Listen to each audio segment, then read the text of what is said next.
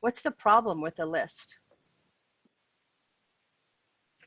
Sometimes it reveals that there's more desires that need to be met than funds available to meet those desires, which is scary from a contractor standpoint.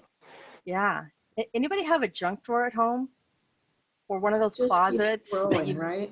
yeah, it just keeps growing and growing and growing. What happens after you get about, I don't know, 7, 10 items down on the list to your mental capacity? Throw it away. Yeah, we start dismissing it, right? Yeah, it just starts becoming, it just starts becoming this never-ending list. And so that's one of the things around ordering a backlog that we try to look at, because if you've got some things on there that are never going to happen, we want you to organize that junk drawer. We want you to start thinking about that list being something that's actually realistic and manageable. Now, the whole idea of prioritization and agility is leading us to the goal, which is predominant in Scrum, and it's this idea of getting something done. It's the whole idea. That's why we do anything in an agile manner. We want to get something out to market to show value sooner. Now, there's been a ton of studies, depending on which survey that you look at. It used to be that this idea of using a waterfall process versus an agile process, there was a vast difference. But even in the last 5 years, even waterfall projects can be very successful if they're done in very small chunks. So really small batch sizes, getting something out there of value, whether you use a sequential process or whether you use an agile process, the secret sauce is getting something of value out there quickly. And so when we talk about business agility, we really think about a future where the second phase is not going to happen. So we want to deliver something every single time we have a slice of an initiative that is of value. Now, your backlog could look like this. There could be a bunch of foundational work that's in play, but particularly in Scrum, the whole point of Scrum is that you get even a small piece of functionality out there with that first initiative. We act as if that second phase will never happen, because the idea is that you would get feedback or the market changes and you have to respond to that change. You guys are supporting the EPA. I suspect there's all kinds of things that happen out of the blue that aren't planned for. And the idea of business agility is that you can pivot, that you've delivered something of value and that your funding could be cut or the initiative could be changed after every single initiative, but you've delivered something of value and it's okay. You can pivot and move on to that next fire, if you will. Maybe a little too close to home for you guys. Has anybody ever read the book Speed of Trust from Covey? Speed of Trust, it's just a really interesting, if you could, sometimes I get sick of reading Agile books, so I like behavioral sciences and some other things that are related, but the Speed of Trust really talks about when we deliver results, trust comes. Results first, and then trust comes. And so one of the great things about using Agile frameworks is that you're delivering something of value quickly. And if you can't put something out there that's feature related, sometimes our customers get a little frustrated with us because they don't see what we're building. Think about if you've ever had a house remodeled or kitchen remodeled or a house built. There's a ton of infrastructure that's going into place, particularly if you want that, fancy kitchen, or you want to, say that you as a homeowner want to have a soaking tub or whirlpool tub. There might be some infrastructure in plumbing or electric that has to be in place. We don't really care about that as consumers. We want the tub, or we want the fancy oven or the double oven, right? We know that the infrastructure has to be there, but it's hard to make us care about that, because what we care about are the things that we can use and see. So an example of this, I was working for a company. We were doing some data analytics, a dashboard. We were using schools who had won some grant money from Bill Gates and a couple of other grants out there to build these leadership dashboards for schools. Now, it takes almost a year to get the grant money awarded, and then it takes another year to get the statement of works and the proposals to a point where the company can actually start delivering on this. So 2 years in, the selected school districts gets to finally work on this dashboard and pull all this data together so that they can identify high-performing teachers, and they can reward those teachers with this grant money. This company I was working with, we had 3-week sprints. It's data and analytics. We had a ton of foundational stuff that we had to provide. So the first sprint went by. We were very happy. We had put so much of this foundational stuff into play. Came to the review, had nothing to show. It's all foundational stuff. went away, came back the next sprint. We were really happy because we had really accomplished a bunch of stuff with our architecture and put a bunch of automation in place, had nothing really to show. What do you think might be happening in that school district 2 years in to getting to this process started, now 6 weeks into the process, and we're not showing them anything? What do you think their customer satisfaction level was? Yeah, pretty frustrated, pretty angry, and they were worried, a lot of fear, right? They had spent 2 years fighting to get to this point. They're not going to be able to get this, grant again. Time is ticking, and we hadn't shown anything. So we, luckily they were pretty vocal about that. We were able to pivot. Even a very small slice of functionality starts to build trust. And that's really what we're trying to do with Scrum in particular, is build some functionality every single feature. So wading through all the chafe and thinking about what we can prioritize is in combination with getting something to done. What is that small slice of something that we can get to done? So the idea is that if you've got dependencies, either they get resolved before the sprint, or you get the people on your team to resolve those dependencies inside the sprint, so that you can actually get something to a point where it's being done. Any reactions or comments on that? Okay, so let's talk about how. Yes. No, I really like that, Julie, the thought of results equals trust. That's a great thing. I'm writing that down. Yeah, and it doesn't take a lot, right? I mean, even a small little feature starts to show people what you're actually working on, and it starts to build that. And then we get them focusing on the feature that we are delivering, and they can start telling us the changes that they need and the value that they're seeing from that. So that little, even a small little bit of feature. So your backlog could look like this, your release backlog could look like this, but always pretending that something's going to happen and that you need to pivot. You may not get that second phase. So that comes into play when we're talking about prioritization. So let's talk about some of those techniques. So has anybody ever heard of the Hippo Technique? The highest paid person's opinion. Does this ever happen? Had one person nodding. Sure, sure. Yeah. This is when that senior person or a leader decides what should be delivered, right? Regardless of what's happening. Let's just talk about pros and cons of this. What are some pros? Are there any pros? I mean, on the one hand, if the top dog is happy, project's money keep flowing. They're seeing their results. Yeah. Yeah. Just a clear vision can help. Yeah. And sometimes they're right. Has anybody ever really worked with a really brilliant, their instincts, despite what the evidence might be telling them, they choose another direction and they end up being right because they've got really good experience in that place and they've got good instincts, right? So it's not all bad. Say again? Frank should raise his hand. Frank, are you a hippo? Or you're just a SME with great with some great instincts and experience? I'm so just a SME, yeah. You're just a SME. So it's not all bad, right? But let's talk about some of those cons. What could be things that go wrong if we're relying on someone's opinion? I think for me, this is where I was thinking of the politics, right? So one day the highest paid person's boss wants this, and then 2 weeks later they want that, and we've seen the team whiplashed back and forth, and then we never really, quote unquote, get anything done. Yeah. I love this little cartoon from Google. Can everybody read that?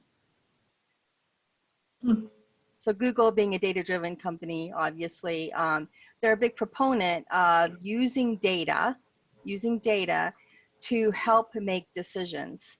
I don't think they came up with the term Hippo, but that's one, when we're talking about ways that we could shift the approach, data is one way. Tell me about that. Tell me, if you've got a Hippo situation happening, what are some things that could help shift that decision making? I'm thinking the thing that pops into my head, Cheryl, is the travel app and how management really wanted this application, which was awesome, but it was one of those, okay, dive in, start going, you have to go, you have to figure it out. And if it was purely our project and purely our say, I think we would have done more research at the onset and known some of the limitations before we ended up with a budget and a scope that ballooned. Like we would have, in my mind, would have planned differently and known what our limits were and set expectations better, as opposed to kind of being forced to jump in and start working. Thanks. In the product world, we call that outside-in thinking. So we often come up with great ideas when we're sitting around a table, and we often have great instincts and experience in the field, and we make decisions sitting around a table. What we want to do in product is validate those decisions, validate those assumptions in some way in the discovery process before we jump into development, and it doesn't take a whole lot. So when we talk about ordering the backlog, there's some implication of putting some of that analysis to play. What we try to encourage is get some kind of access to customers and data. It doesn't take a lot. Has anybody ever heard of this book called How to Measure Anything? Now I'm going to warn you, it's a textbook, but it's a really fabulous book to get you thinking about how to quantify different business cases. It's kind of up to my business analysis game, if you will. It's really talking about how even a little bit of data, if you go back to, if you took any kind of statistics courses in school, or you're a student of economics, even a little bit of data can help paint a picture that can present you more choices. So when we talk about slicing and ordering a backlog, even a little bit of data can validate an assumption or can force a pivot.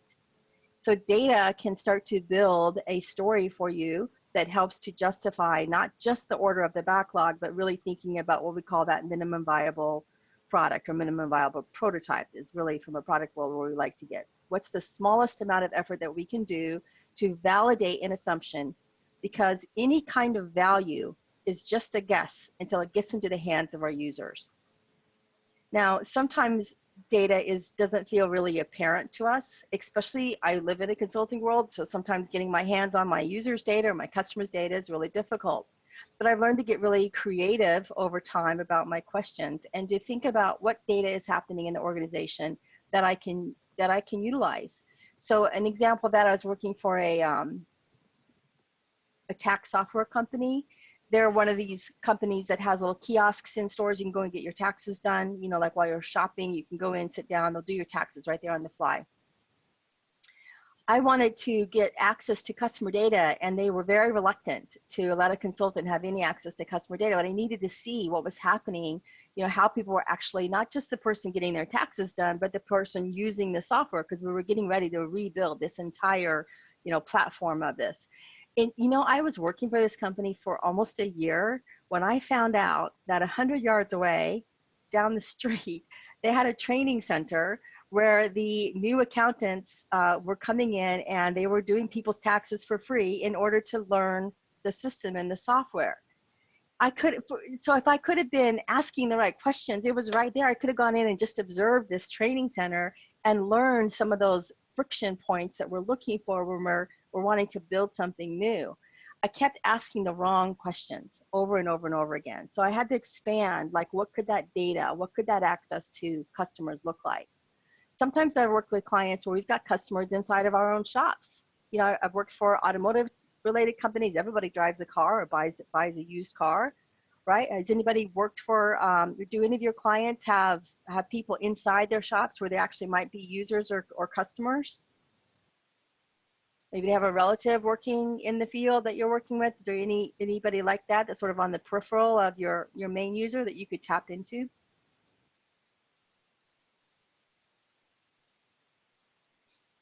I think it varies project to project, but to a certain extent, yeah. Yeah, so we typically have a lot more access than we think of if we start getting creative about talking about what that access to data and access to customers look like. So if you have an absence of data, what could you do if you literally have no data?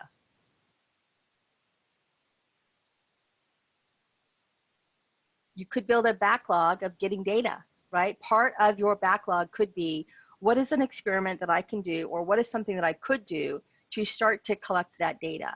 So in the meantime, you might be using that Hippo technique, but you want to start building that data story, that evidence story, to help build this conversation, because Hippo only works, you know, in limited amounts of scenarios. Maybe if you are under a crisis, you know, you deal with some natural disasters and some other things. Sometimes in a crisis, you have to make a decision based on instinct, and that's okay. That's fine. But it doesn't scale, right? Like that's really determined by, if you really get down to risk and value, that's really determined by one person. That's me's expertise and instincts, and people being able to trust that somehow this person is always right. That doesn't scale. And so we want to introduce you to some techniques that you can use as you go forward, that hopefully they will scale. What are some other ways that you guys think about ordering your own backlog in real life? Sometimes I just like to do stuff that's fun.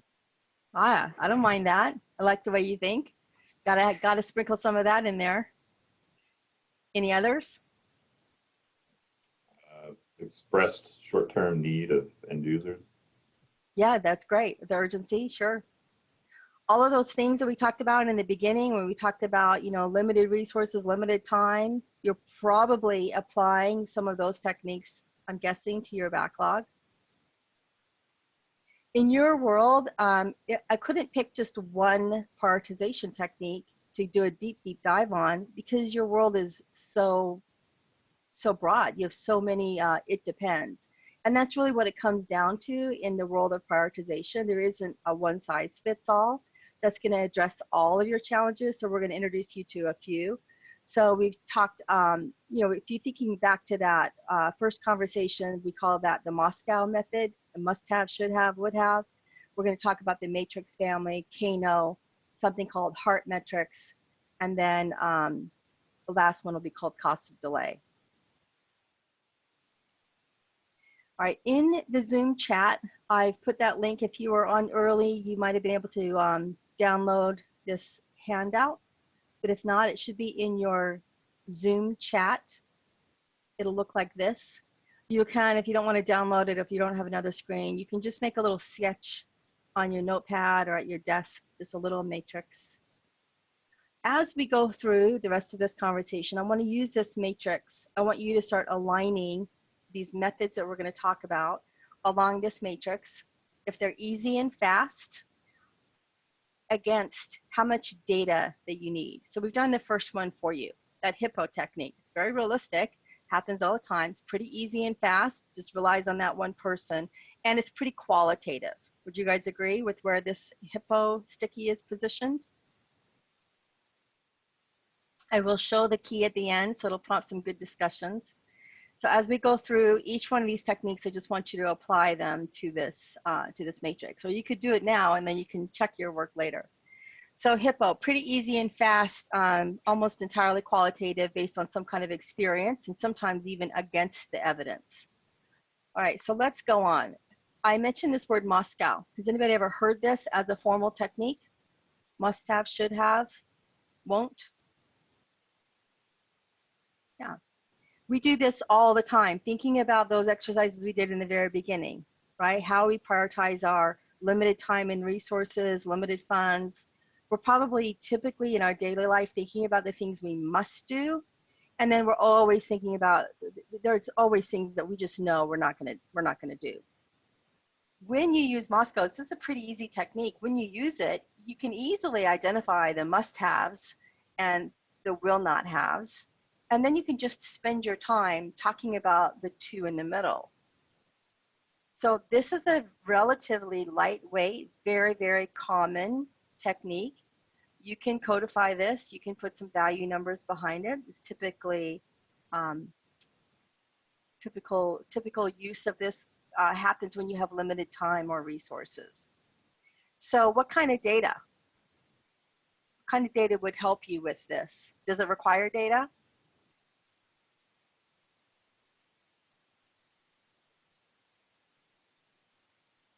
Jenny's giving me the face. Probably not a whole lot of data is really required. Could be some. What about the people? Who would you include in this conversation?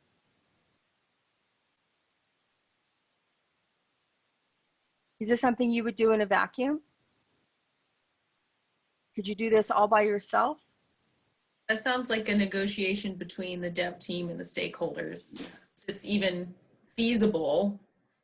if it's not technically something that we could do, then it, may or may not be included, but then also who's defining what a product must have would have to be stakeholders, product owner. Yeah, that's an excellent ad. I can't tell you any other ads on this. As I was looking, just refreshing stuff around Moscow, I found there's a company out there, they have these little cards. Do you guys use something called like planning poker when you're sizing things? Has anybody ever heard of planning poker? A couple of you are now, where you're literally kind of sizing things, like using these little cards, and you're doing it all the time. They have these little cards, these little Moscow cards, and they're using it like planning poker. So it's a little bit of, it's opinion based, right? But it's a way to kind of get that without, influencing other people's thinking. So I thought that was kind of fun. And I could even envision doing this in a remote team, everybody having their little cards. And as you're going through a backlog, everybody flashing them at one time. So I thought that was just kind of envisioning how you could use that in a remote environment. I thought that would be a kind of a fun technique. So when would you use Moscow? Give me an example of sometimes that you feel Moscow would be the right technique for you to use. It seems like when the team is big enough to include all of those, like, I want to say positions, but like when we have stakeholders or multiple stakeholders, and we have a product owner and we have a dev team that's a size enough to have that conversation. I think it's definitely helpful to have multiple perspectives. I don't know if that's an absolute, but I think it's helpful. It gives you a more robust answer. What about the type of initiative or project that you would use this technique on?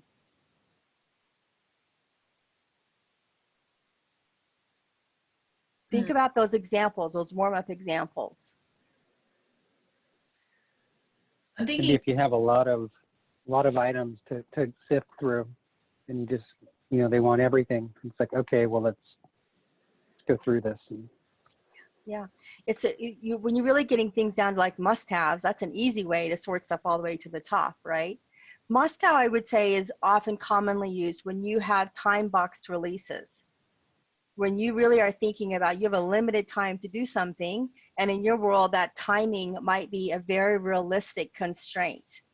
So a lot of times I might work with compliance or SOX audits, things like that, and there's a deadline, right? There's something that I have to do with my team in order to meet an external force. So it's a time-boxed release. So that really pushes those must-haves to the surface pretty quickly. So time-boxed releases are often, when you have an absolute deadline, the only thing that's negotiable in agility really is either time or scope. And if you have a deadline, like a compliance or regulatory deadline, that's going to push this Moscow technique, that's going to push those must-haves right to the surface.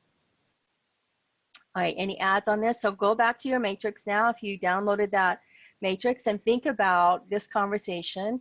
How much data does it need, and how easy is this to do? And put that on your matrix. We'll check in on the answers at the end. So we love matrices when we're prioritizing. You're using one, right? That idea of having those two axes, it's just a pretty common matrix, and we're just applying, effort against data, just two dimensions. This is a pretty common one, the effort impact grid. Just another type of a matrix. It's got two axes. It's got that effort versus the impact, the value to your customer. What kind of data would this require?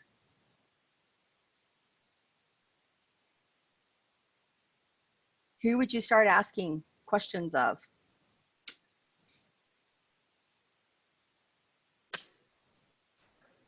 How do you determine effort? Dev team, Say again? the developers. Yeah, you definitely need your developers in this one, right? If you're thinking about effort, you're going to need the people who are closest to the work involved in this conversation. So where with Moscow, I think it's really helpful with effort impact, the people who are supplying the effort really become imperative. So as a product person, I might use Moscow first, with a very small group. Maybe I don't have my developers when I'm initially building a backlog, but as I go forward, when I start getting into a little, like thinking about those should have, could haves, maybe this effort impact grid would be another layer of prioritization that I could use now with my developers in place. Could you guys see that progression of conversation happening with different audiences?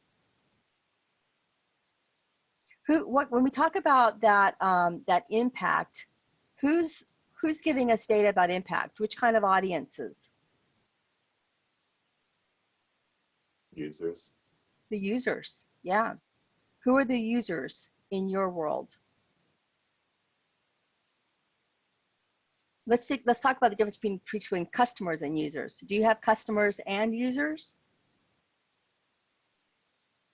Oh, certainly. Yes, yeah. So in your world, who would give you some information around the impact? Either or both?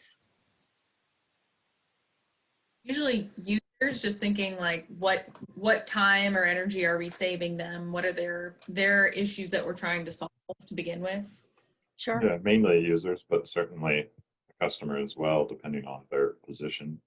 Right, yeah, and the problem that they're trying to solve, right? So when you're thinking about the effort and the data that goes into this type of a matrix, go ahead and mark this on your matrix. How much effort, how much data would this take? And when would you use this? When would you use the effort impact grid?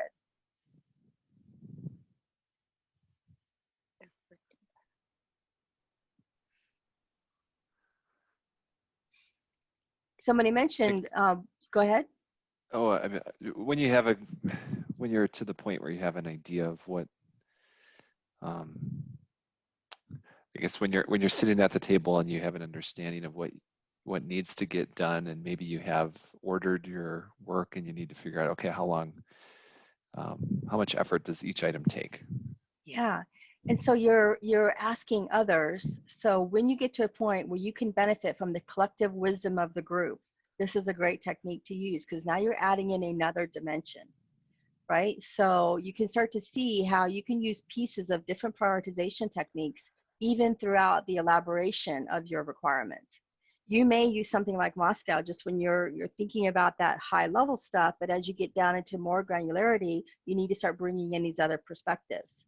You might have environmental specialists that you have to bring in. You might have developers that you're bringing in. You might want to bring in this focus group of what this impact looks like, particularly if you have a ton of stuff to do. So if you're thinking about this matrix and you're starting to put these in these quadrants, this is physically what it looks like. So you can imagine online, even if you use something as simple as Google Slides, right? And you just build a quadrant. Are you guys using any kind of online collaboration tool?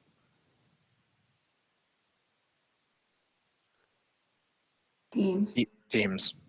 Is there anything that you can do something like this in Teams, like sort of put your items in a gallery and drag them into the quadrants as you talk?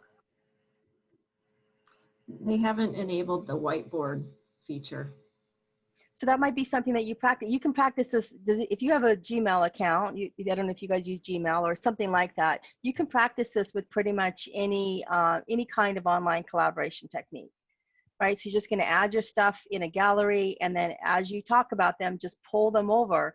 I actually even will open this up for people so that they can have their individual one before the day we get together, because I want to see what they come up with without the group think. So I might send them their own individual slide with the gallery around the bottom, and then they drag it into the categories that they think, and then we will put them together. Now, when I've had a little trick that I've done, a fun little trick is when I just use a PowerPoint slide and I get their feedback, I can stack those images on top of each other with some transparency, and I can actually kind of build a heat map.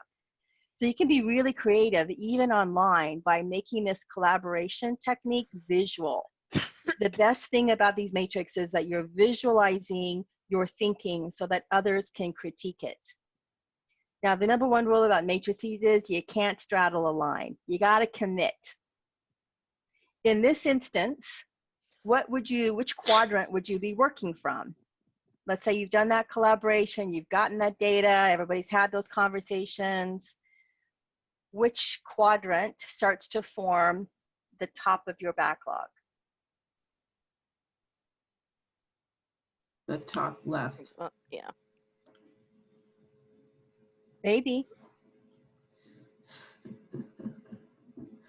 Let's go back to your world. Is it always going to be the top left? Could it be you might need to have some things that are high effort and high impact? I was gonna say, I feel like that would sort into the category of being able to show effort in a first sprint. So depending on like what people were, what the users or stakeholders were most excited about. Yeah.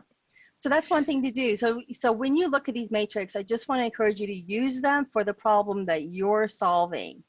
Now, typically people might say, okay, well, I'm going to go high left. This little graph says high left, like use that high left, but maybe not. Maybe there's going to be high effort, but you need to use these upper right quadrant.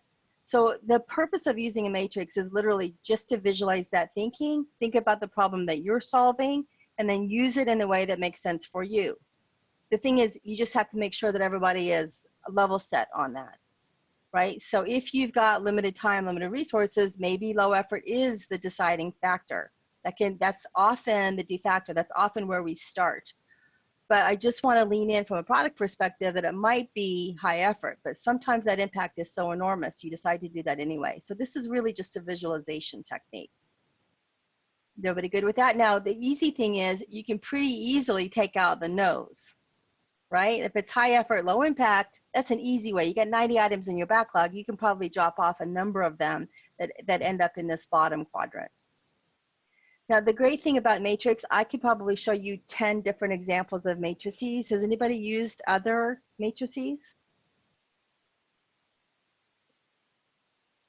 Anybody ever, go ahead. Michael, you just went off mute. Yeah, I wanted to ask a question. If you're reviewing this collectively and there's conflict, so if I say, oh, this is really easy to do, and someone else says, no, it's not, and there's conflict, how do you resolve conflict?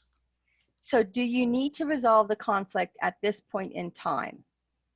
Could you err on the side of conservative and go with the high effort, spend some time getting more data, and come back to it? So if I've got 90 items to backlog or to prioritize my backlog, right? I want to do this exercise. If I've got a conflict happening right there and it's just the amount of effort, fine. I'm going to go with high effort. I might mark that, and I might use it in a refinement conversation later to break that down a little bit more, or go get some answers to it. So Gotcha. if you have a conflict on both dimensions, you may want to pull that out until you get more clarity on what you're asking. But if you just got a conflict around effort, I probably would go with high and then mark that for more refinement, because you don't want to spend your time when you're prioritizing problem solving. Does that help? Yep, thank you. Yeah. There's something around that effort conversation. Actually, when you start moving into the Scrum Agile planning, this is one of those first touches that people get. They're not even putting sizing on it at this point. They're really just comparing. So that could be another way that you think about resolving that conflict, is finding something else and comparing it, right? Like on the fly, if you've got 90, 100 items to prioritize and you don't want to spend more than, say, 2 hours doing it, you might think about what's a comparison story and how can I compare one against the other? Or you can make an assumption. If it's this, then it's low effort. But if it's that, then it's high effort. But I would mark those down. And the idea with prioritization is just keep on going, right? Get through them all, because that comparison that we're doing visually is a really good way to level set each other and have those conversations. So that was a great question. Can you see that happening and having those comparison conversations? Absolutely. Yeah. Or if not, mark it, go conservative, mark it, and then go get some more data. Well, I'm thinking too, Julie, now that you mentioned that, to your point, Blair, there's also sort of if it's not something we can answer easily, part of that effort in my mind is the debate of what this will actually take. Therefore, it is presumed to be a higher level of effort because we haven't decided. like that act of deciding what's going on is counted inherently in the effort level. Like do you mean like a research story? Yeah, I think so. And if there's more research that needs to be done to decide how much effort it would be, that would automatically kind of bump it up a step. Yeah, that's a great point. We often will size things with points in Agile. Are you guys using points? Yeah. So it's a pretty common thing. I mean, as a consultant, I get paid in hours. So I prefer hours. That's just me. But if you are using points, we like that little acronym: complexity, uncertainty, and effort. So Q, C, U, and E. Complexity, uncertainty, and effort. And so if I really can't get a good, I'm not going to say accuracy because they're not looking for accuracy, but if I can't get a good confidence given those three things, then I'm probably going to pull that out and do some more research as a product owner, as a business person, in order to give my team more data, and then I'll have them look at that again. So if there's a question about any one of those three elements, complexity, uncertainty, or effort, we would go high. So that's a good point, to your point about that. Any other adds on this? So you would use this when you want the collective wisdom of the group, especially when you got a lot of stuff. Visualization, you could visualize hundreds of items this way because you're starting to compare one against the other. These are not absolute. This is relative sizing, really, relative value, if you will, that we use a lot in agility, kind of like planning poker or using points. We're just comparing one against the other. So an easy way to get a lot of items into a grid. And you don't need fancy tools to do this. This is just, if you were in person, obviously we would encourage a whiteboard, but you could use it online using something as simple as a PowerPoint. If you can share like through Google Slides and everybody can move things, that would be better. If you can't share, I would send it to people beforehand so that they can make their opinions without being influenced by others. And then you would just talk about where your opinions don't match. You don't need to talk about all 90 items. If you've got the same items in each quadrant except for 2 or 3, you would just talk about the ones that you don't agree upon. So it really makes your prioritization conversations a little bit leaner because you're only talking about the areas that you disagree. Now, what if all of those 90 items are in a list and you have next to them, high impact, low effort, high effort, high impact? How valuable would be a rank ordered list with these elements categorized versus a visualization? Could you do it? Visualization would be way better. The visualization is better, yeah. Now you could, if you were to do this and then you're putting it in your tool, are you guys using a workflow tool like a Jira or anything like that? Yes? Largely GitHub. Okay, so you could use these quadrants as value categories, and you could kind of build your shorthand out with a tag or a custom field, and then you could sort. Because that's what you got to get to, right? This stuff has to go into a rank ordered list. And so you may then start to organize your work in multiple ways when you're in Scrum, because you might have things with epics or features, you might have some defects or some keeping the lights on stuff that has to happen in the same sprint.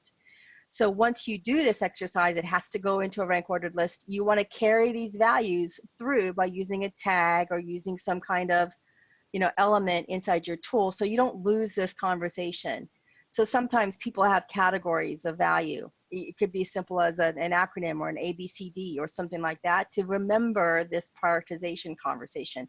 Maybe they even use a numeric number, like everything that's in the upper left is a 100, this is a 50, that's a 25, I don't know. It doesn't matter. It just matters that you have this conversation and then you carry that conversation over into your backlog. Because when you are under a crisis and you have even more limited time than you thought, you could use this value number, right, to identify what has to happen versus everything else. You don't have to keep having the same conversation over and over again because you've had it, you've marked it, you've carried it over. That transparency is known to everyone. And would that number change over time? Could it change over time? Sure. What would make it change? More something. More data. More data will help you, might change these values, right? Maybe there's new technology that comes out that drastically reduces the effort. Or maybe somebody is now an expert in something and it drastically reduces the uncertainty. So as you go through your Agile refinement sessions, those numbers can change, and this visualization makes it really, really easy to do that. So even though you start with this visualization, it's got to go into your rank order list. So don't lose this. Don't lose these categories. Just find a shorthand or find a rank, find some kind of symbol or acronym or something that you can carry over. Everybody good with that? All right, does everybody have this marked on their matrix? Okay, there's a ton of matrix out there. One that's really often used, I worked in data for a long time, and so feasibility and impact is a matrix that we often use. So we might be comparing, can I get that data? Feasibility of getting that data versus impact. That might be a way you can make up your own matrix. That's really what it is. And of course, as a consultant, every consultant wants their own matrix. But matrices are a really good way to visualize things. Right, so often people say, well, I always go with the upper right quadrant. I always go with like this little diagram, so it goes with the upper left. It doesn't matter to me. It matters to me that you're having the conversation. Which quadrant is lending itself to your backlog, to the problem that you're trying to solve? So there's a ton of them. If you just, there's probably a whole book about there. I was doing a little bit of research and I found this one. This one is something that somebody made. I really loved it. In fact, I might try this with my own backlog with the product that we're building back in our shop.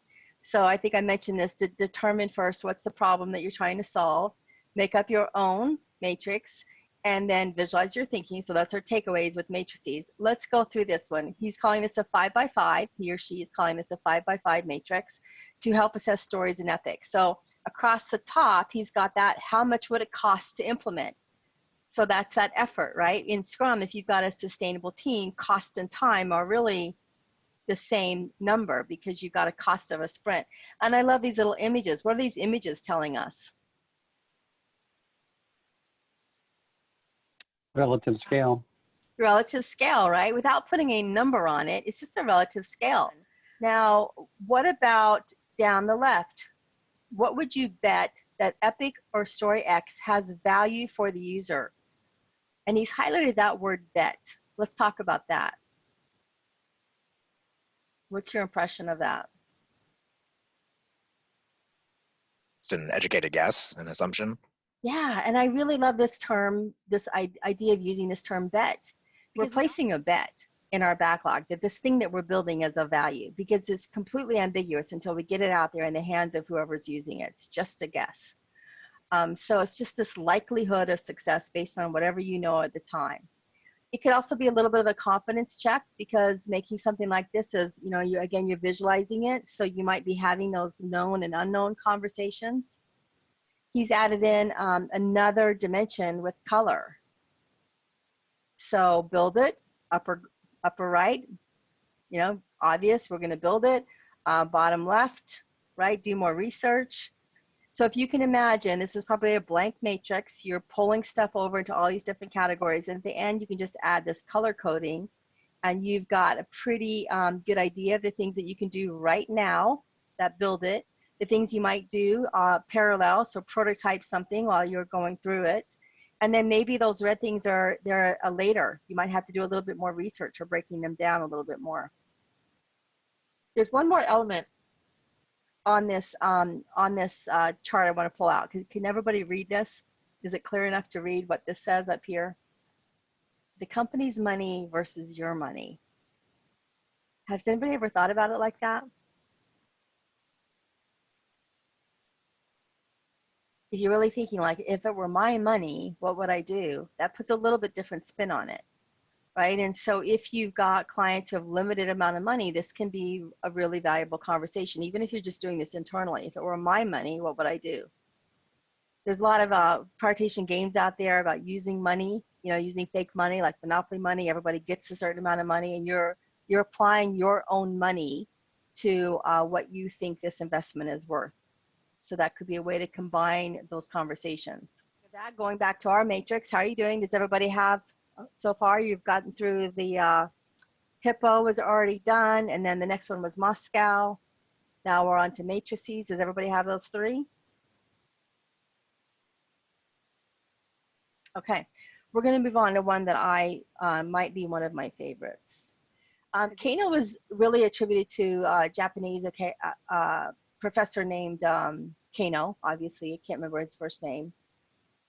I'm going to say something like Noriyako or something like that. I'm probably butchering it. But Kano was his professor's name. And he did this as a result of needing to categorize a bunch of data, like what you would get from user surveys. So think about that when we get to our discussion question. Remember that conversation that everything is a priority, right? For me, A, I like the visualization. B, I like the user side of it. But 3, I really like the ability to prioritize things on multiple dimensions. And so these 3 have risen to the surface. Customer delighters, that's those things that your customers don't expect, but that really, after they get them, they really delight them. The satisfiers, I call these the numbers, the revenue makers, the cost savers, the things that really satisfy our users or our customers' needs. And then basic expectations. And that might be that technology runway that you have to build as well. So 3 different dimensions here. And as you go through, you would organize, just like on any other matrix, you would organize your backlog on these 3 different dimensions. This also pulls away from just thinking about ROI. So, you know, sometimes I'll do an exercise where we will order our backlog just by return on investment, just by money, kind of like that Moscow method. But what happens at those customer delighters, since we don't know, they're not actually resulting in money, or we don't know what those customer delighters will do, they often get dropped to the end. And even if I'm working with an organization where they're dealing with, maybe I'm dealing with something outside of software like HR or recruiting or marketing, right? My customer delighters might be more around employee engagement or culture questions. So I'm thinking of my customers in that instance as employees. So this kind of a exercise, this model is just allowing me this multi-dimensional view of my backlog, and I can place things on each of these. So let's talk about just a couple of them. Anybody, does anybody have an anecdote that comes to mind? I've got a couple, but before I get into mine, does anybody have an anecdote of something that you bought or used recently that really had some feature that really delighted you that you didn't know was gonna be part of that product? I recently bought an outdoor fan. I live in Florida now. I bought a fan that is waterproof. I bought it intentionally because it's waterproof, and I didn't know until after we bought it that it could be controlled through your phone. So imagine that we dash in with one of our famous, you know, thunderstorms, and we want to turn the fan off. I can turn it off from the comfort of my home. I didn't even know that I was going to get that. I was pretty delighted about that. So kind of now performance, these satisfier here is this blue line, this performance line. Those are typically things like you pay more, you get more. So anybody ever paid more for like a bigger hotel room? Right? So in your product backlog, you could put some satisfiers in there that people might have to pay more for in order to get. So even if you're thinking about data storage or workflow steps, different tools that you're using, there's a lot of things that could land on the satisfier line that people are willing to pay more in order to get more. And then there's those basic expectations. Basic expectations, I would put that at, like Moscow, I would put that under the must-have. That means that if you don't have this in your product or in the service that you're building, people will not use it. So imagine a car without brakes. So it's a simple, that's probably too simple of an example, but that's what we're talking about with basic expectations. So let's apply this to real life. 9 months ago, a delighter for a grocery store, even backing up, once Amazon bought Whole Foods, a delighter would have been what? When we think about grocery stores a year ago, Grocery delivery. Grocery delivery. What has happened to that delighter as of March in the United States? Kind At of least a required. satisfier. Yeah. Maybe. Yeah, it's at least a satisfier. I'll pay more in order to get it. In some demographics or in some products, it might be a basic expectation. In order to compete, they may have had to make that delivery free. Right? Mostly my groceries, I pay more to get it. Right? And what about food delivery? Has anybody ordered more food delivery? Do you pay more to get it faster? You. Yeah, my Uber Eats, like my big weakness, if I'm feeling crappy, it's pho. Everybody knows it. It's like my big weakness. If I'm eating pho, I had a rough day and I want my pho hot.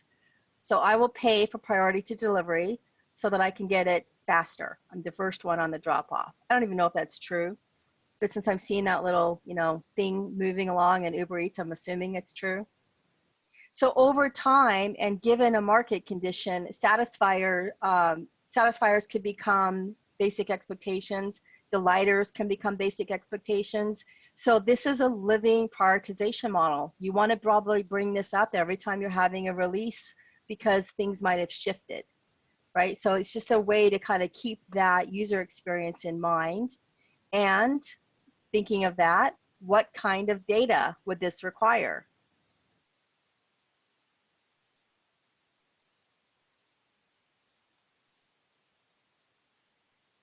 Still seems kind of qualitative. It could be somewhat qualitative, correct? Yep. You could be guessing, but can you measure satisfaction? Has anybody gotten one of those surveys after you ordered your food online? Yeah, satisfaction is a pretty common user data, right? And this was really, Kano model was really invented as a result of surveys, customer surveys, a way to visualize these different dimensions as a result of customer surveys. So given that, when would be the best time to use this model?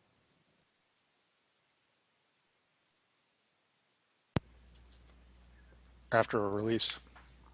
After a release, it would be great, right? You really want to understand what's happening to the thing that you just delivered. Could you do that? Could you use Kano on something that is in discovery? You're just figuring it out. You haven't actually released it? Sure. Yeah. You could. It'd be Yeah. a good way to. Yeah, keep going. Would be a quick way to. I was gonna say it'd be a good way to figure out if something's even viable, if it's going to work, or if you need to dump it and start over. Yeah. And how would you do that, Dan? I mean, you could try it maybe with your product owner or with a smaller team and just see if it works. Yeah, absolutely. You could just even get a little bit of your sphere of influence in there. Real customers are always best, but in absence of real customers, get the people who are closest to your customers and just walk through it, right? And then start applying this. So this is another good one to use when you have a ton of stuff that you need to order. It's a great one to use when you have a ton of survey data. Could you switch these 3 dimensions out for something else that fits the problem you're trying to solve? Sure. What if basic expectations was regulatory or compliance items? What if it was those must-haves, legal stuff, EPA regulations? That's going to happen no matter what, right? What would be a customer delighter in your world? Anybody have an example of something you've delivered that really delighted your users?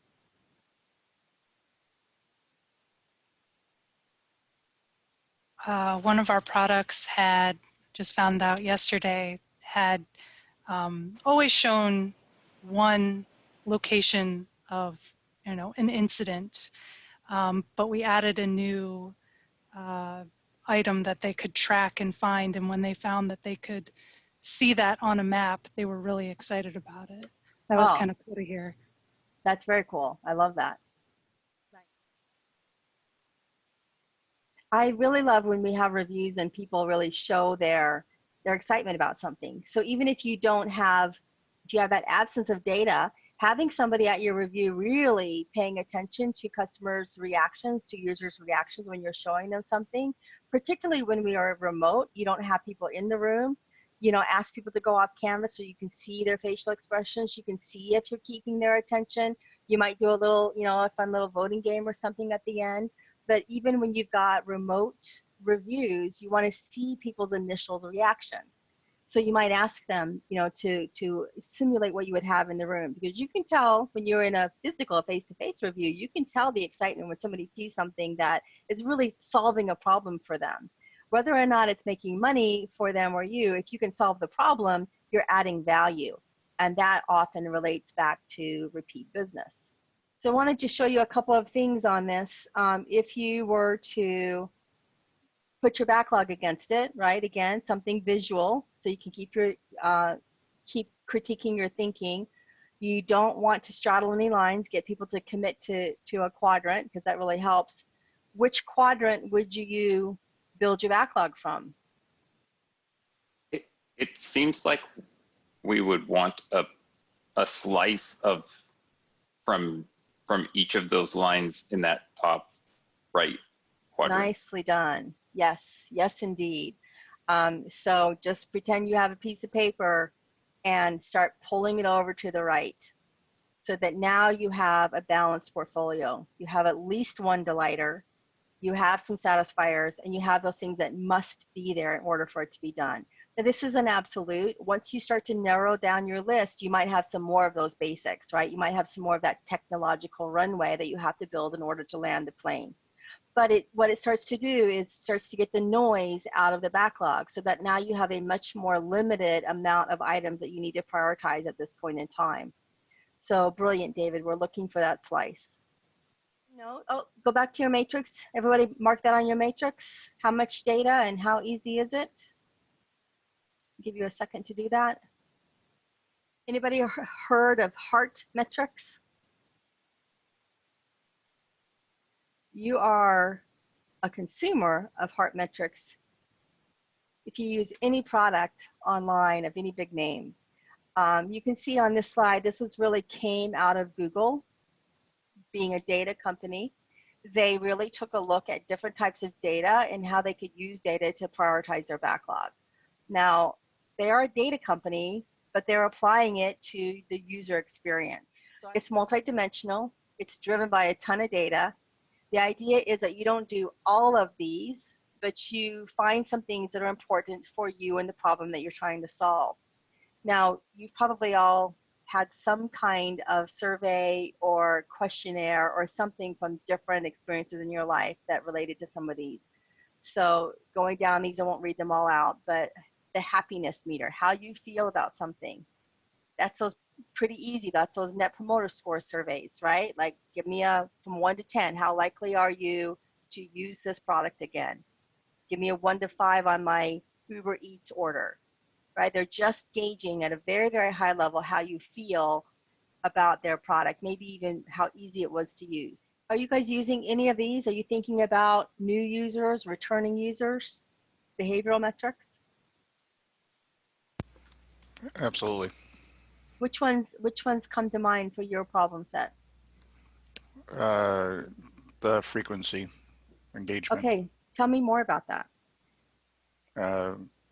One of the projects we're working on is it's a national project that is really important for the users to be engaged. Working through, as I've described it, making it sticky so that the users need to come back and Nice. wanting to come back. So what kind of data are you collecting in order to get evidence of that? Frequency of use, how long that they're on the site, how often they come back. Great. Are you Google able to Analytics. slice and dice between different features or different pages? Yes, and Nice. apps and widgets. Nice. Very well. That's great. Fantastic. And so sometimes they're easy, they're very straightforward, and sometimes sounds like you might be combining some of them as well. And that's what we see when we look at Facebook. Facebook has that pretty famous, if I can get 7 users to, if I can get a user to friend 7 people in 10 days. That's a sticky user for Facebook. So a new user, that's fine for them, but they're caring more about some of those behavioral or interaction metrics. So they want to see if a user will friend 7 people in 10 days. If that happens, they know they have a pretty sticky user. You might use even features of this. I think I mentioned this since it's coming from Google. Things like, does anybody here have Gmail? Anybody using the label feature in Gmail? So that's something that they measure if you're using some of those features in Gmail. Sort of the famous funny story about the little paperclip in the Microsoft products. Does everybody remember the little paperclip guy? Clippy. Yep. Clippy, right? Like sort of the classic, classic joke. But somebody thought that was a big idea, right? And it just has sort of become this sort of the synonym for a useless feature. So that's why, you looking at these different ways, I love that you're doing some of that, thinking about that, introducing that as a prioritization, making sure that the things in your backlog are relating back to the problem that you're trying to solve.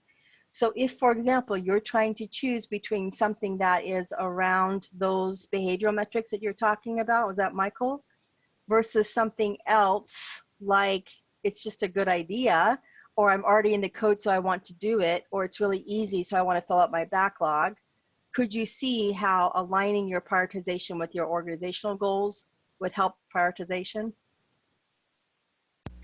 Yep. All right, when would we use this?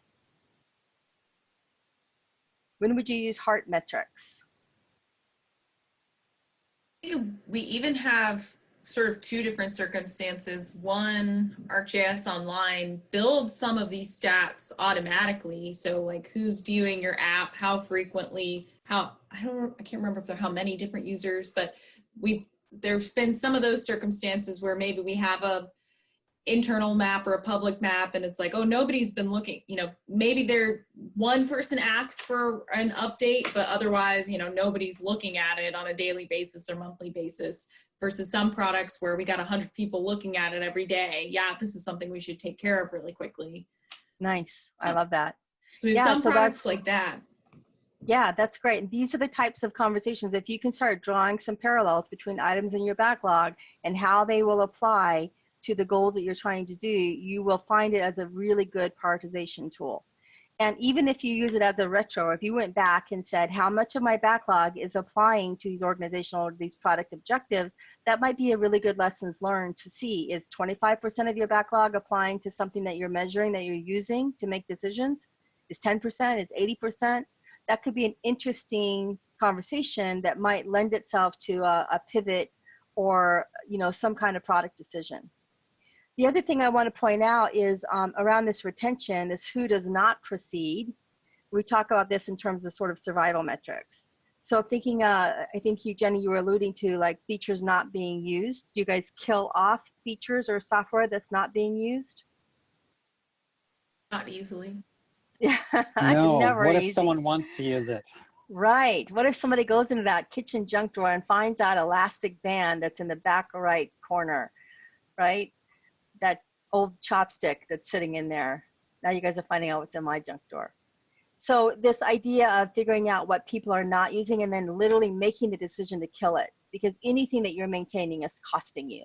Even if it's data, the cost of keeping data and then duplicating it over, a couple of different sites can be enormously expensive. But we're like electronic hoarders. We hoard everything. But if you have features that nobody's using and you're thinking about that total cost of ownership, what does it cost to maintain this thing? What does it cost? In old days, in some respects, it was kind of simpler. I don't know if any of you were coding when the internet was coming on the scene and every browser had different standards and you had to choose which browsers you were going to support. Did anybody live through that nightmare? Oh, yeah. Yeah, I mean, it was a nightmare. You literally had to have a short list of which browsers your stuff would work in. So much easier now. I know it's not universal, but there's so much more sharing of the standards now that it makes it a little bit easier. But in the beginning, in some respects, it made it a little bit easier because you had to define what you were going to support, and you couldn't support everything. So sometimes technology overruns us, and it makes our choices almost too broad. So that could be an option. So this is a very important percentage when we talk about product metrics versus delivery metrics. When we're thinking about successful product metrics, understanding what people are using and where to spend your investment, where to put your bets, is a very important prioritization technique. So we want to keep that at the top of our mind. And I just want to relate to this idea of like when, even in wartime, when they were analyzing the airplanes that were coming back and where they were showing evidence of bullets or being shot, and these airplanes that were coming back, so that they could strengthen the airplanes and make sure that people could survive by analyzing where the bullets were going all the way through, the outside of the airplane. What was wrong with that strategy? They were being reactive, not proactive. And they were analyzing the ones that had already survived. It would have been more valuable to analyze the ones that didn't survive, right? To find out what actually took down a plane. And so that's this idea of survivor metrics. So don't just look at the people who are using your product. Look at the people who've abandoned your product or who have abandoned a process or a system. And you want to find out what's making them abandon that. We do this a lot in e-commerce because you can see that conversion rate, right? So if you've got stuff in your cart but you don't buy it for some reason, you might do a survey or some observations just about that point in time.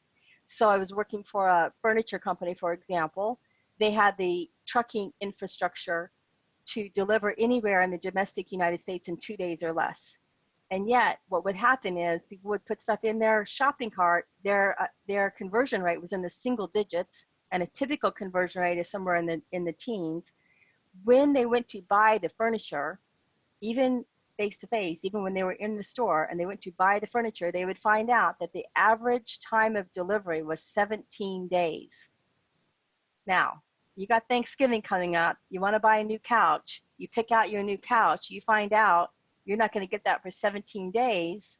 Could that be a pretty strong reason for abandoning your cart? Yeah, and so sometimes just finding out why people are abandoning things, it's not going to give you the direct answer, but in this company, what we found is they had the capability to deliver it, but in the realm of efficiency, not effectiveness, efficiency, they were packing their trucks 5 days in advance. So if you're packing your truck 5 days in advance, at the very soonest, how fast could you deliver something? 5 days, right? That's the very soonest. Even though they had the infrastructure to be able to deliver it anywhere in 2 days or less, the very soonest they could deliver is 5 days. So this was an interesting metric to unpack and really understand what was happening behind the scenes, why people were abandoning, this furniture store's purchase. Now, it's interesting. They are one of the largest furniture makers in the United States, and they use a lot of distribution centers. They will wholesale to other furniture stores. So not only do they have their own furniture store, but they use a lot of distributors.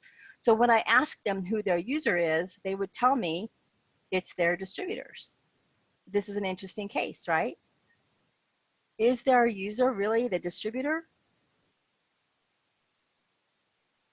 If I want to furnish my new house and I don't buy that couch, and 1,000 of my closest friends stop buying that couch, who goes out of business? My client or their distributors?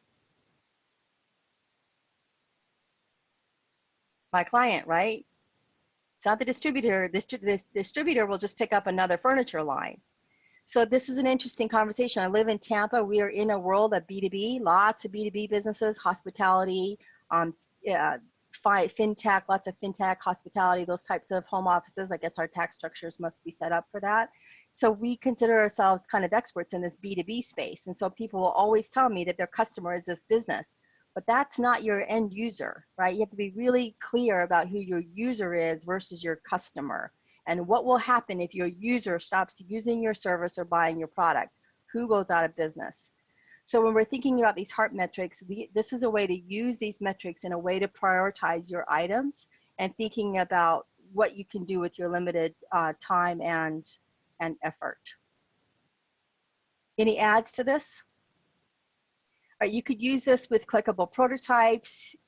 You could use this, you know, to really dig more into engagement things. So if you are finding some abandonment, if you're not getting the kind of usage or adoption that you're looking for, I would up my game in these areas, and maybe thinking about combining a couple of those. So they may not be straightforward. They may take more time, but really think about that problem that you're trying to solve. Okay, does everybody go ahead?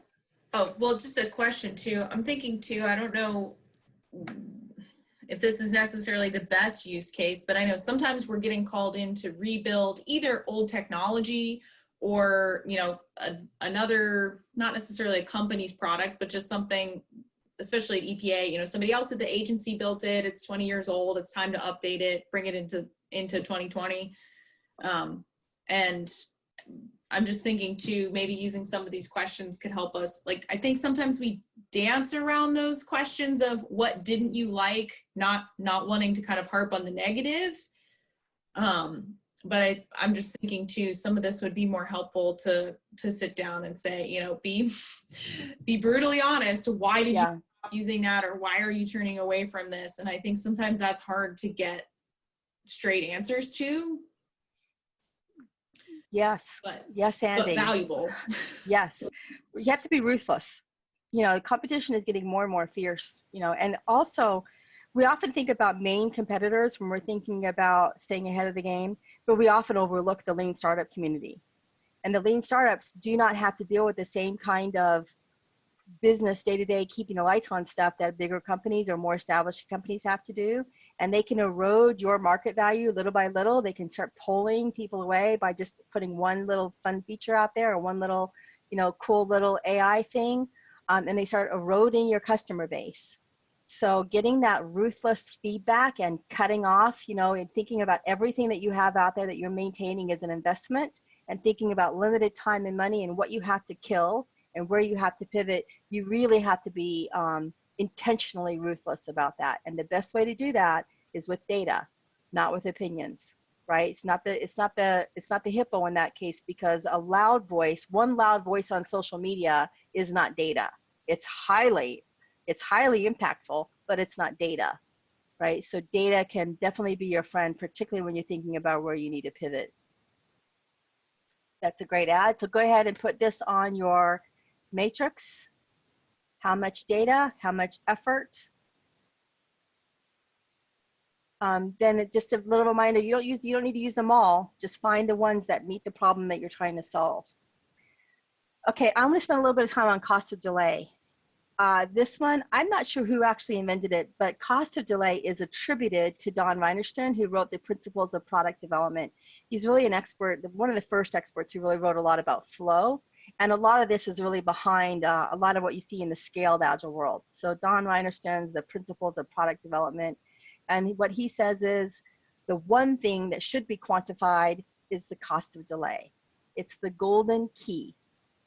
The cost of delay unlocks many doors, and it has this astonishing power to change the mindset of an organization. So that's how powerful cost of delay can be. Let's just talk about this. Has anybody used this or is familiar with cost of delay? I haven't, but a similar term I think is technical debt. I'm very familiar with that, and I feel like that can kind of play into here. Yeah, tell me more. Yeah, so if you have an easy solution to a problem that you can do in an hour, but then a year later you have to revisit it and fix it kind of quote unquote the right way, it takes more work to do it, to fix it quickly the wrong way first and then repair it later than it does to do it the right way up front. I think that's a true statement, yes. The cost of delay is really typically related to receiving your revenue or your value. But I think that your conversation around technical debt is 100% directly applied to that, because it'll impede this ability to get to value or to revenue. Agree, disagree? Yeah, I think so. And I think especially in development, developing software or solutions that happens a lot.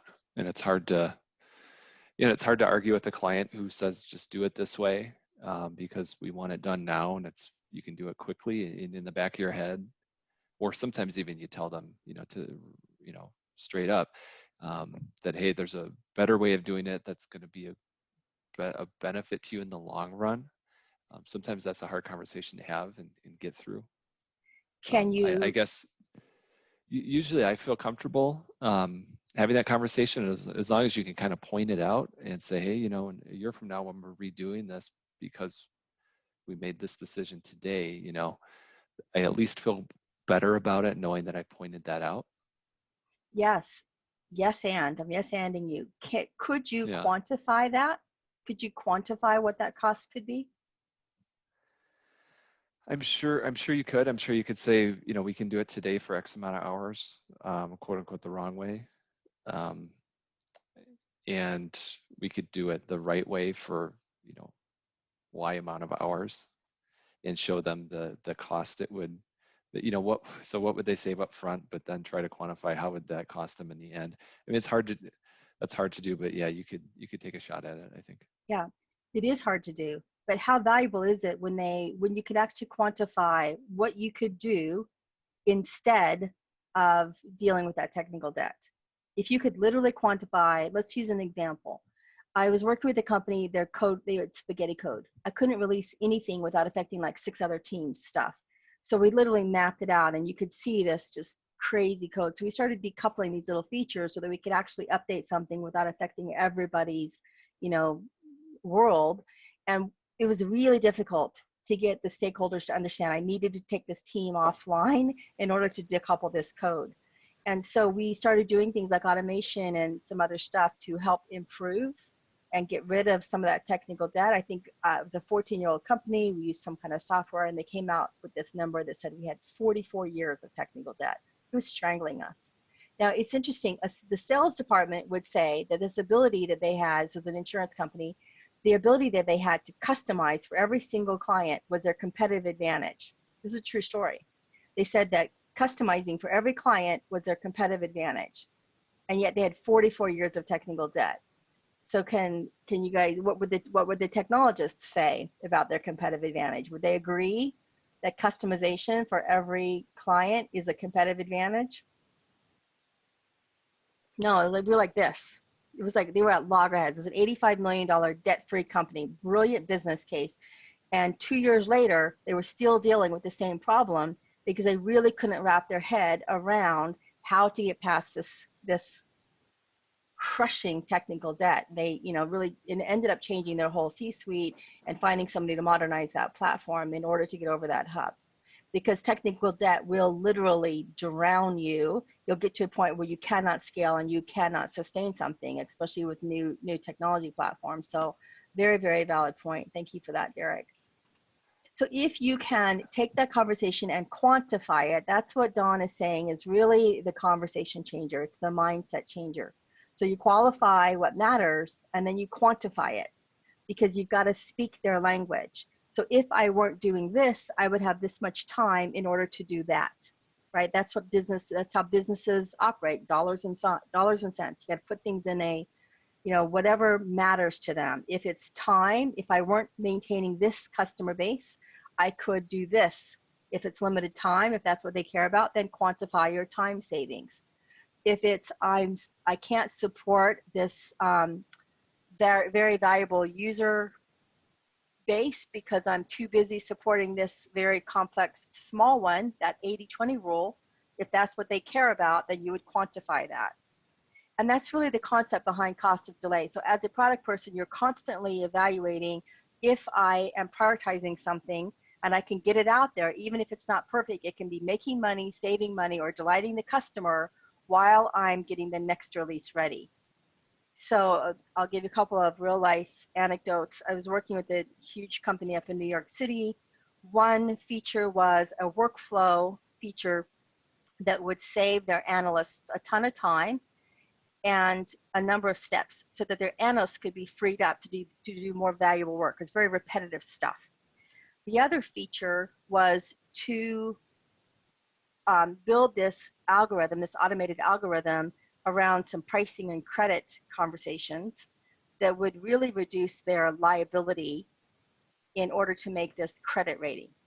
So one was around saving time for analysts and one was liability. Now, anybody have, what would you choose? You're trying to use business agility principles. Which one would you choose? How would you go about it? They're both valuable on the surface, right? Could you quantify them? Yeah, I mean, you can quantify the amount of time saved, and quantify the liability. Absolutely, you can quantify them, maybe not down to $1, but generally speaking. And so doing just a little bit of analysis, we could identify how much time would be saved with this workflow system versus the idea of the dollars they could be sued if they got even one credit rating wrong. And it was when we started thinking about that cost of delay, what we realized is that we could deal with this algorithm. Now, we weren't telling the analysts we were never going to get to it. It was just for the next 3 months, while we were dealing with the algorithm, they were going to keep doing business their own way. So now we were extrapolating out just 3 months of this workflow kludginess, right? And so it was a much easier business sell to prioritize this algorithm over the workflow because they knew it was just going to be for 3 months. When the next release came out, we were going to start dealing with that workflow issue. And so going back to that very first slide when we're talking about everybody, making all the stakeholders happy, thinking about slicing your work, cost of delay can be a game changer because we weren't asking the analysts to wait for a year. We were asking them to wait to the second release. And that changed the math considerably when we're talking about, 100 analysts over the course of 3 months. And this was a pattern that they did maybe once a week versus doing it over the course of a year or 2 years, because we just needed 3 months to go deal with this algorithm, right? And then we were pretty good about doing the things we said we were going to do. We had that intentional ecosystem in place. We were uninterrupted. That's a very big part of Scrum is you build out your priorities and you stick with them. You finish what you've started, and building that trust by being able to deliver that. So cost of delay is a critical piece when you're trying to make these big game decisions and then speaking in the language of the customer that you're dealing with, right? What do they care about? It might be dollars, but cost might be effort. It might be culture. It might be adoption. Did we kind of see how this comes into play? When would you use this in your life? When would you use cost of delay?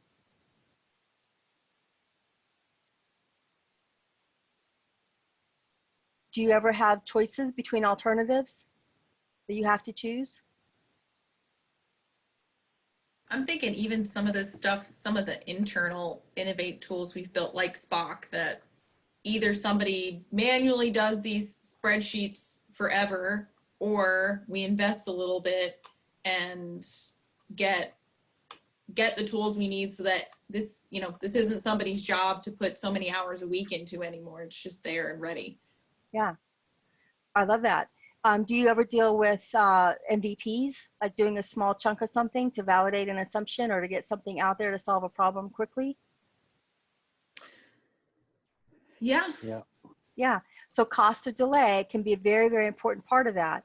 Even if you have to chunk stuff up. So one insurance company, for example, they wanted to build a new product with a brand new UX. They wanted to get their quoting time down from 10 minutes to 3 minutes. Now I'm used to those Geico commercials. I thought 15 minutes was the standard, but their competitor was giving quotes, property insurance quotes in 3 minutes. And their current quoting time was 10 minutes. And the agents were telling them, I can't sell your product because I don't have time to quote it. I can't buy time. And so they really wanted to get their quoting system down to 3 minutes. So we were testing out a user experience that was saving something like 45 clicks, sometimes in one view, because they were really improving. If you've ever bought property insurance, you have to put in what kind of roof you have, what kind of, do you have any asbestos, how close is your, fire hydrant, all these things around it. And by improving the UX in one set of tests, they were able to really reduce that user input complexity. At the same time, they were building out this first use case and this first release of just improving the UX. That cut their quoting time from 10 minutes to something like 6 minutes. While they were doing that, they were procuring some software that allowed them to start doing those elastic streets where you start typing in a street and then it will fill in the rest, right? That bought them another minute, right? So while they were doing one release, they were procuring software for the next release. They were also doing things like adding in APIs to reduce the response time coming back from a mainframe server. So there were things that were happening throughout the releases, that each release was reducing time. And every time they were able to release something, they were getting more agents using this. If they waited until the end, until 6 months into the end, then they would never be able to get something out there. Everybody following that? So sometimes it's hard. If you're allergic to numbers, I love this. I took this off of Black Swan Farming, who's got a lot of information about cost of delay. They do a great job of showing how to have this conversation in, yet again, a matrix. So building a matrix and then just fleshing it out with your impressions around what it would look like. So even if you don't have the data, you could use a matrix and start thinking about that, and then you can go get the data, particularly if it's high risk. So real quick, to add this to your matrix. I think we're pretty much at the end of our time, right? We're close to the end of our time. I want to show you the key. Last thing while you're just finishing up your matrix, and then I'll show you your key. A lot of times we make emotional decisions, especially if you've got that hippo in the room. The best way you can do that is show some logic, show some data. So give people that story that connects them with the why, be transparent about them, but then give them that data, those information and facts that help rationalize that decision. It really helps those hippos to move to thinking like your customers. So stop thinking about your customers and start thinking like your customers. All right, real quick, let's do our key. We had Hippo up there at the top, right? Pretty much an opinion, pretty easy to do. Anybody have Moscow in this place? Yeah, very qualitative, yep. Right? Not too hard. You can probably get a group of people together wanting to start to feel like you get multiple perceptions. What about heart matrix? Close to here, a lot more data, a little bit more effort. Yep. Pretty valuable, but definitely an investment. The Kano model. Yep. Effort impact matrix, kind of in the middle there. I like this one a lot because you can do a little bit with a lot, get lots of different people's opinions, use that when you want to get other people to give you those inputs. And then cost of delay. How'd you guys do? Pretty good? Ultimately, it doesn't really matter. Go ahead. Pretty good. Yeah, ultimately it doesn't really matter. It matters that you start doing it, but have a constructive conversation and use the right one to solve the problem that you're trying to solve. And then think in your mind, which one of these is the riskiest. So if you are landing in this upper left quite a bit, you want to start moving down towards your bottom right if you need to resolve some risk. Data is going to be a friend. Great product people, use data. And that's it. That's all I have for you today.